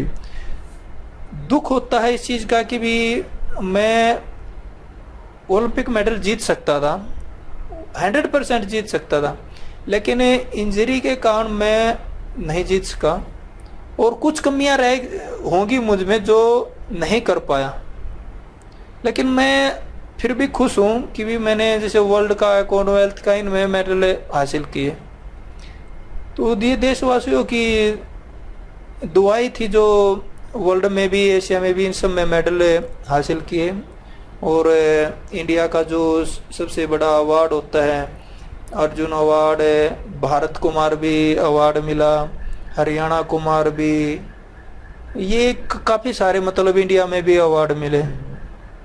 जब बात करते हैं वर्ल्ड चैंपियनशिप की, जैसे आपने बताया भाई ओलंपिक्स में है ना, तो वो वर्ल्ड चैंपियनशिप का भी एक, जब उसके बाद ये वर्ल्ड चैंपियनशिप आई तो आपके दिल में थोड़ा बहुत गुस्सा होगा और जहाँ अलग जोश होगा भी, यार मैंने जो ओलंपिक्स वाली कमी है इनको दिखाना है जी भी, मैं ओलंपिक्स का मेडल का हकदार था। देखिए गुस्सा तो है। वर्ल्ड चैंपियनशिप का भी, वो कहाँ हुई थी वर्ल्ड चैंपियनशिप? ये हुई थी इसमें डेनमार्क में। डेनमार्क में जी। इसमें भी बिल्कुल अच्छी बिल्कुल तैयारी थी मेरी। और किस ईयर में हुई थी? 2009 में। 2009 में जी। जब हमें वर्ल्ड चैंपियनशिप में जाना था उससे 10 दिन पहले मुझे डिस्क प्रॉब्लम होगी। 10 दिन पहले? 10 दिन पहले डिस्क सिलेक्शन ट्रायल भी हो चुकी थी। सिलेक्शन हमारी टीम डिक्लेयर हो चुकी थी, हमें जाना था। 10 दिन पहले डिस्क प्रॉब्लम होगी, तो मेरी कोचेज वगैरह ने फुल एक्सरसाइज वगैरह ट्रीटमेंट वगैरह सारे करवाए, लेकिन मुझसे खड़ा ही नहीं हुआ जा रहा था, इतनी प्रॉब्लम हो गई। हाँ, तो मेरे जो गुरुजी कोच साहब हैं रोहतास दैया जी और नरेश, मैंने मना कर दिया कि भी मैं नहीं जा रहा, क्योंकि टूर मारने का क्या फायदा था, क्या फायदा, वो मेरी जगह कोई और लड़का चला जाता। तो फेडरेशन ने कहा कि नहीं ये जाएगा, बेशक वहाँ खेल लेनी, सिर्फ देख कर आ जाए जी, हमें भेजना इसी को। तो एक हमारे ऑस्ट्रेलिया के फिजियोथेरेपिस्ट थे, ओके, वो बिल्कुल स्पेशली मेरे ऊपर छोड़ दिया उन्होंने मेरी एक्सरसाइज ऐसी करवा दी इसकी। मैंने 10 दिन से बिल्कुल रेसलिंग से अनटच, बिल्कुल सिर्फ कमर की ही वो मेरी वो करवाता, ट्रीटमेंट करता था फिजियोथेरेपिस्ट। मुझे ऐसा हुआ कि भी हाँ मैं चल फिर सकता हूँ, ओके, वहाँ चले गए। 2 दिन के बाद में मेरी वेट कैटेगरी थी वहाँ पर, तो कोचेज बोले कि बताओ क्या करना है, तो मैं चलो आ ही गए हैं तो वेट दे देते हैं जी, जैसा भी होगा, नहीं तो वेट वैसे खाली जाना फायदा नहीं होगा। 74 की 74 में। तो मैंने वहाँ पर वेट दे दिया, तो उन्होंने मुझे पेन किलर इंजेक्शन वगैरह और पट्टियाँ वगैरह कर नेक्स्ट डे जैसे बाउट थी, पहली ही बाउट यूएस के साथ में आ गई। ओके, यूएस का कोई भी खिलाड़ी किसी भी टूर्नामेंट में जाता है वो बिल्कुल बेस्ट ही भेजते हो, बिल्कुल बिल्कुल। तो उसके साथ में बाउट आ गई, तो मुझे भी लगा कि ये तो पहली बाउट ही ऐसी आ गई, टफ आ गई। हाँ, तो कोच जी बोला कोई नहीं, जगमेंद्र कोच साहब थे, कि महावीर जी थे, ये सबके कोच, बोला चल कोई नहीं, अपना जैसा भी, अगर ज्यादा दर्द हो तो अपना बीच में कुश्ती दे दी। मेरे भी दिमाग में यही था कि भी अगर जो पेन हुआ, क्योंकि नेक्स्ट ईयर ही कॉमनवेल्थ गेम्स होने थे, दिल्ली में होने थे अपने, तो अगर जो पेन हुआ तो काफी लंबा हो जाएगा। तो वहाँ पर हमारी जैसे 3-3 मिनट के राउंड होते थे, शुरू के पहला राउंड हुआ तो उसने मुझे फर्स्ट राउंड में हरा लिया। तो कोचेज बोले कि क्या पेन हो रहा है, मैंने कहा भाई पेन तो हो रखा है, लेकिन मैंने अब इसको हराना है। बोला नहीं, अगर जो पेन हो रहा है तो फिर रहने दे जी। कोचेज मानना ना, नेक्स्ट बाउट बेशक नहीं खेलो, लेकिन इसको जरूर हराऊंगा चाहे कुछ भी हो जाए। तो उसको मैंने, हमारी 9 मिनट तक फाइट चली जी, यूएस वाले लड़के को मैंने हरा लिया, ओके, पेन होते हुए। तो मुझे इतना पेन हो चुका था, वही कोच ही हमारे जो जगमेंद्र सिंह चीफ कोच थे, उनकी एज होगी 50 के आसपास जी, दोनों कोच। वो बेचारे मुझे वहां से उठा कर लेकर गए थे, उठा कर लेकर गए थे मैट से। तो वहां पर जाकर फिर उन्होंने मुझे पेन किलर इंजेक्शन लगाए और स्प्रे वगैरह की, क्योंकि नेक्स्ट बाउट फिर होनी थी 10 मिनट के बाद में ही। वो नेक्स्ट बाउट होनी थी, वो ओलंपिक का मेडलिस्ट वहाँ का था, कनाडा का था, ओके, और वही लड़का कॉमनवेल्थ गेम्स में आना था, दिल्ली में आना था, इंग्लैंड का, और अच्छा रेसलर था। उसके साथ में मेरी बाउट हुई तो उसको बहुत टफ चली वो मेरी बाउट, मैंने उसको हरा लिया।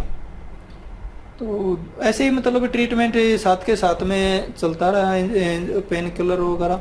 फिर तीसरी बाउट जो हुई वो थे बेलारूस के खिलाड़ी, ओलंपिक के मेडलिस्ट थे, वर्ल्ड चैंपियनशिप के भी ओलंपिक के भी। उसके साथ में बाउट हुई, उसके साथ में बहुत टफ बाउट, उसको भी मैंने हरा लिया। अच्छा। फिर सेमीफाइनल बाउट हुई मेरी, अजरबैजान का लड़का था। अच्छा जी। उसके साथ में बाउट होनी तो उससे मैं हार चुका था। और हारने का भी, अगर हम जितने अब स्ट्रोंग है, अगर इतने स्ट्रोंग होते ना मैं उससे हारता नहीं। आज भी मेरे पेट में वो निशान है जो उन्होंने मुझे काटा था। काटा था? हाँ, उन्होंने मुझे दांतों से काट लिया था। आज भी मेरे निशान है पेट में। वो फिर अंपायर्स को नहीं मैंने दिखाया, मैंने वो किसी ने नहीं सुनी, कोचेज ने भी कहा, लेकिन कुछ सुना नहीं, क्योंकि हमारा इतना दम नहीं था हमारा। तो वो अजरबैजान तो वैसे ही बदमाश है। बिल्कुल बिल्कुल। तो उसको मुझसे काटने के बाद में मैं ढीला हो गया, तो हो गया, कंप्लीट हो गई वो बाउट। फिर ब्रॉन्ज मेडल के लिए होनी थी। वो रसिया का खिलाड़ी था ब्रॉन्ज के लिए। ओके। रसिया का होते हुए मालडोवा से खेल रहे थे, क्योंकि रशियन खिलाड़ी कई कंट्रियों से खेल जाते हैं जी। तो ऐसी बाउट हमारी उस मालडोवा वाले के साथ में चलती रही। उसके स्कोर हो गया 6-3 का स्कोर हो गया, 3 पॉइंट उसके ज्यादा हो चुके थे। तो एक टाइम ऐसा आ गया बीच में कि भी नहीं कुश्ती करी जाए, क्योंकि सीधा ही नहीं खड़ा हुआ जा रहा था मुझसे। तो बीच में जब रेस्ट हुआ तो स्प्रे वगैरह किया। वो हमारे जो फिजियोथेरेपिस्ट थे वो पता नहीं किस टाइप की क्रीम से लगा रहे थे, कुछ टाइम के लिए बिल्कुल सन कर देती थी। अच्छा। तो कोच बोले कि बेटा ये तो बिल्कुल इतनी होगी, ये लास्ट है। जैसे ये कह देते ना कि भी पूरी भैंस पानी से निकल ली और उसकी पूछ बची हुई है, ले पूछ बची हुई है, और इसमें जितनी है ना अपनी उतनी ताकत लगा दे। पेन है लेकिन अपना लगा इसमें ताकत। हाँ ठीक है। लास्ट की 1 मिनट बची हुई थी जी।